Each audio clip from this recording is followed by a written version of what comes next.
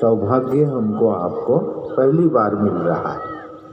तो इस सौभाग्य के अंतर्गत हम गुरु भाई और गुरु बहन का कर्तव्य क्या होगा, हम कैसे चलेंगे, हम कैसे शिव को अपना बनाएंगे, कैसे महादेव से हमारा आपका रिश्ता जुड़ेगा, इसके लिए कुछ बातें हैं जो हमको आपको सुनना चाहिए और समझना चाहिए।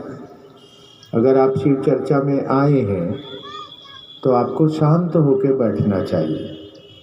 कभी बच्चा के तरफ, कभी मोबाइल के तरफ, कभी घर के तरफ, कभी दूसरे लोगों के तरफ मन रह जाएगा तो इतने दूर से मेरा आना भी बेकार होगा और आपका समय भी जाया हो जाएगा, कोई फायदा नहीं होगा। हम सभी सुनने और समझने के लिए एक दूसरे के साथ आए। तो जब तक आप शांत नहीं रहिएगा तब तक सुनिएगा कैसे, और जब तक सुनिएगा नहीं तब तक समझिएगा कैसे। तो ये बातें आपको समझना चाहिए। और स्थानीय जो हमारी गुरु भाई हैं उनसे आग्रह होगा कि बच्चों को थोड़ा सा किनारे रखें, हल्ला कम हो, इसका ख्याल रखें। महादेव को अपना गुरु बनाने का जो सौभाग्य हमारे आपके जीवन में मिला, इसके पहले इस दुनिया में किसी ने महादेव को अपना गुरु नहीं बनाया। ये किताब में लिखा हुआ है कि वो सबसे बड़े गुरु हैं, गुराधिपति हैं, बाबा हैं। उनके शिष्य के रूप में यहाँ जगत में बृहस्पति, शुक्राचार्य, दधीची, दुर्वासा, श्रृंगी, बहुत सारे लोगों का नाम आता है। आपके बगल में बोलपुर है।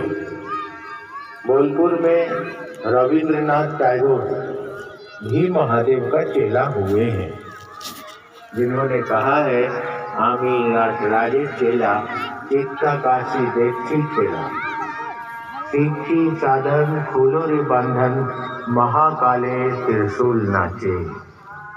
उन्होंने कहा तो शिव के शिष्य हैं, लोग हुए हैं, हम आपको पता है, मगर वह शिव जन जन का गुरु हो जाए, हर आदमी को अपना शिष्य बनाए, यह बात पहली बार इस संसार में शुरू हुआ हो रहा। जब शिव की बात होगी तो जात और धर्म की बात नहीं होगी। शिव ईश्वर को कहते हैं, शिव परमात्मा को कहते हैं, परमात्मा को महेश्वर कहते हैं और महेश्वर को शिव कहते हैं। आपने सुना भी होगा, पुस्तकों में पढ़ा भी होगा कि महादेव को महेश्वर कहा जाता है। महेश्वर का अर्थ होता है जो इस पूरे संसार को, सृष्टि का, पूरे ब्रह्मांड का नियंत्रक है, जिसके नियंत्रण में यह संसार चलती है। हम आप जगत, पेड़ पौधे, जीव जंतु, जलचर, नभचर, ये सभी जिसके नियंत्रण में काम करते हैं उसे महेश्वर कहा जाता है। अंग्रेजी में इनको चीफ कंट्रोलर कहा जाता है, हिंदी में महानियंत्रक कहा जाता है। कहने का मतलब है कि हम आप इतने खूबसूरत शरीर में हैं और जब महादेव की, महेश्वर की इच्छा होगी तो इस शरीर से आत्मा को वापस कर लेगा। अब ये शरीर मर जाएगा, इसे जला दिया जाएगा, राख कर दिया जाएगा, अब इस शरीर का कुछ भी नहीं होगा। तो ये शरीर में जब तक शिव है, ईश्वर है, जीव है, आत्मा है, तभी तक इस शरीर का उपयोग होता है।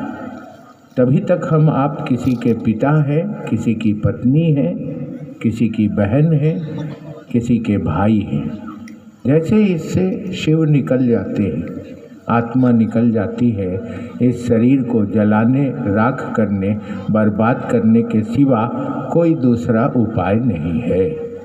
तो यह जो इसमें आता है और इस शरीर से जो वापस जाता है अपनी मर्जी से, हमारी आपकी मर्जी से नहीं, हम इस दुनिया में रहना चाहते हैं मगर वो वापस कर लेता है। हम इस धरती पे घर बनाते हैं, बाड़ी बनाते हैं, सुंदर सुंदर गाड़ी खरीदते हैं, मकान और दौलत जमा करते हैं, रहना चाहते हैं, लेकिन उसका नियंत्रण इतना गहरा है कि जब उसकी इच्छा होती है तो वह अपने नियंत्रण से इस संसार से हमको वापस कर लेता है।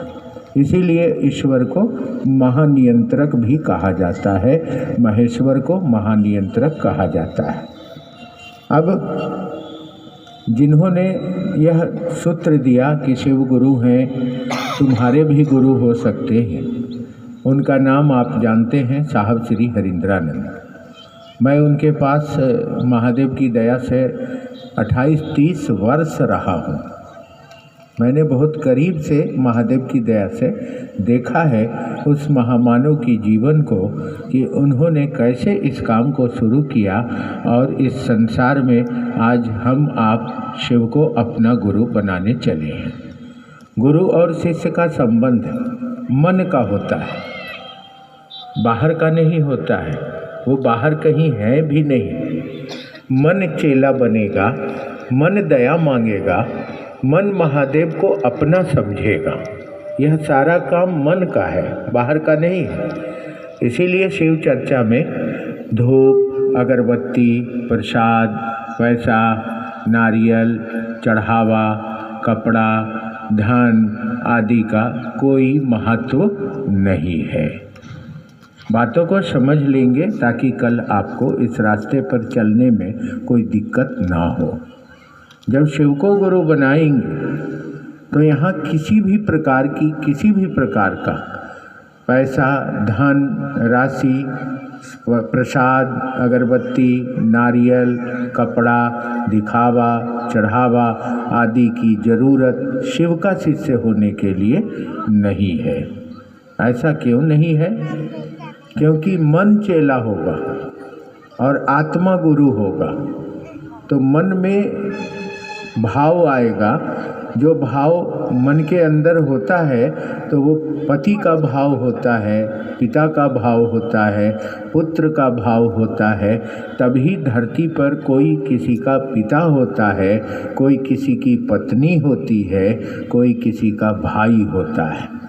उसी प्रकार से महेश्वर को अपना गुरु बनाने के लिए शिष्य का भाव चाहिए, तब गुरु की दया उसके ऊपर उतरती है। तो शिष्य के भाव को कहाँ पैदा होना होगा? मन में। बाहर तो होगा नहीं, वो बाहर तो है नहीं, वो तो हमारे अंदर बैठा है।